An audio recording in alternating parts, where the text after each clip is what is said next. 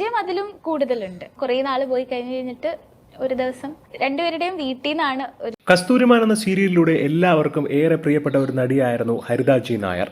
ഇന്ന് സോഷ്യൽ മീഡിയയിലടക്കം ഹരിത ജി നായരുടെ കുടുംബവിശേഷങ്ങളാണ് ഏറ്റവും കൂടുതൽ ചർച്ചയാവുന്നത്. 2023 ഡിസംബറിലാണ് താരം വിവാഹിതയാവുന്നത്. നീണ്ട 15 വർഷത്തെ സൗഹൃദത്തിനൊടുവിൽ എഡിറ്റർ കൂടിയായ വിനായകൻ തമ്മിലാണ് ഹരിത വിവാഹിതയായത്. എന്നാൽ കേവലം 6 മാസം മാത്രമേ ആ ദാമ്പത്യം നീണ്ടു നിന്നുള്ളൂ.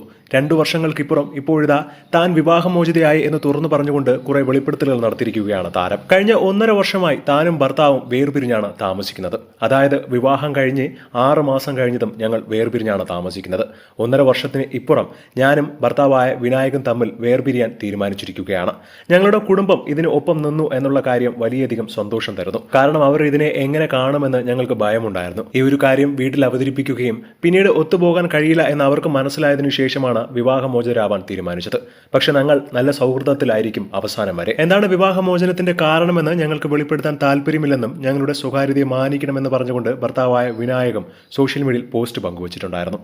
പക്ഷേ ഈ ഒരു പോസ്റ്റ് വന്നതിന് പിന്നാലെയാണ് വെറും 6 മാസം വേണ്ടി ജീവിക്കാനാണോ ഈ 15 വർഷത്തെ സൗഹൃദം പോലും ഇല്ലാതാക്കിക്കൊണ്ട് നിങ്ങൾ വിവാഹിതരായതെന്നും പിന്നെ എന്തോന്നാണ് ഈ 15 വർഷത്തെ സൗഹൃദം കൊണ്ട് നിങ്ങൾ മനസ്സിലാക്കിയത് എന്നുള്ള ചോദ്യങ്ങളാണ് സോഷ്യൽ മീഡിയ കമന്റുകൾ മുഴുവൻ വരുന്നത്.